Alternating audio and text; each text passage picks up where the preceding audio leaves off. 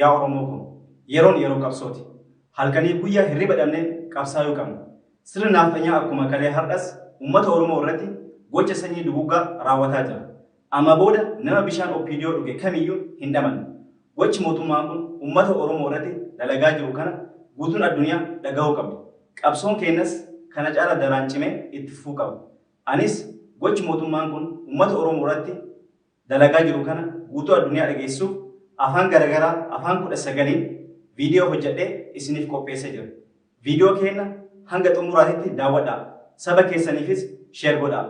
Haqa qabna, ni falmanna, ni qabsoofna, ni bilisoomna.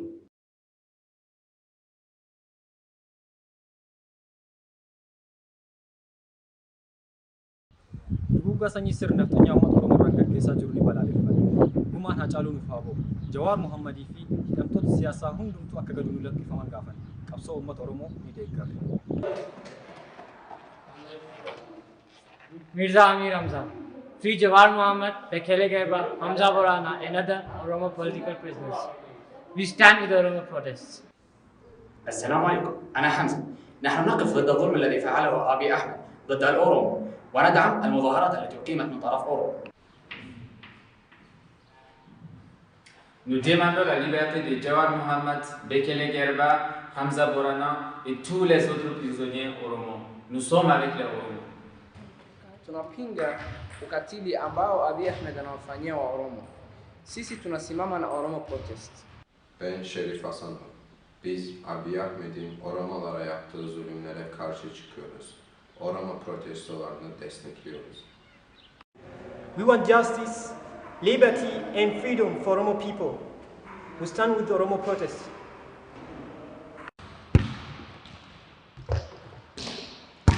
Indane ko samsi omoro ɓe no landiti nundal tigi tigi mede wondi omoro ɓen wondugol e wullitande maɓɓe ni. اسمي محمد ماي براتي مسيدي أبي أحمد بتنشئني ناس روما ماي بروتستانت में रोमा इथियोपिया में ओरोमो को जेल में बंद करना और उन लोगों को मारना बंद करना और हम इथियोपिया के प्रोटेस्टर के साथ हैं. السلام عليكم. اسمم معصوم عبد الله زاده. من از افغانستان هستم. مردم ارومو عدالت واقعی میخواهند. ما از تظاهرات مردم ارومو حمایت میکنیم.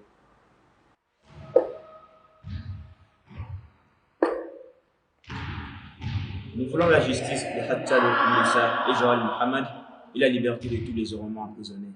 Nous sommes ensemble avec les Oromo. وباهناي عدالة إن الله هلو حجالو هندسة يو جوار محمد إذا ما أنتوا كحرن حبسيدا إن يدب وهلان حرية دودا وحنا تاجرسنا هاي بنامبحة أي وضع أورامو.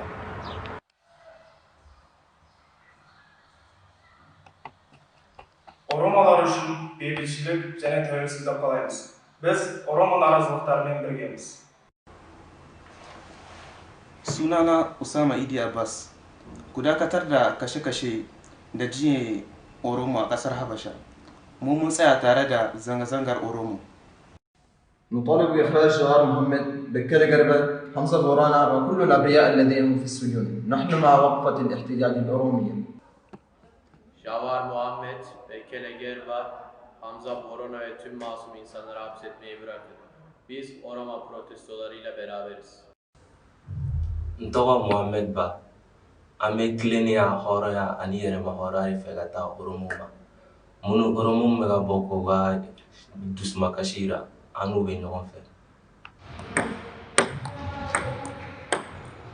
Berhenti membunuh dan memenjarakan rakyat Oromo di Ethiopia. Kami bersama Oromo Protes. Assalamualaikum warahmatullahi wabarakatuh. Ako po si Muhammad Yasin ng Pinasa. Gusto ko lang sabihin na tigil ang pagpatay at pagkukulong sa mga kapatid namin Oromo sa Ethiopia. Hindi sa akin sa protesta Oromo sa Inalen mo chirungamuga hajalo hundasa. Amasudidwe Jawal Muhammad ndi anthu ose a Oromo amene ali kundende. Ife tikuyimirira pa zonse zomwe akupanga anthu a Oromo. نكوهران محمد إبراهيم سيد زير ورفويا راه يقذف الأورومو ربي يعطيك ثمن وذاك ينحفو نكوني قايدو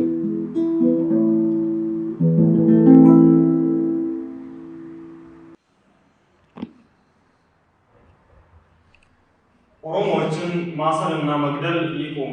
ጀዋር መሐመድ፣ በቀለ ገርባ፣ ሐምዛ ቦረና እና ሁሉም የኦሮሞ የፖለቲካ እስረኞች ይለቀቁልን። እኛ ኦሮሞዎች እውነተኛ ፍትህ እንፈልጋለን። ኦሮሞ ፕሮቴስትን እንደግፋለን።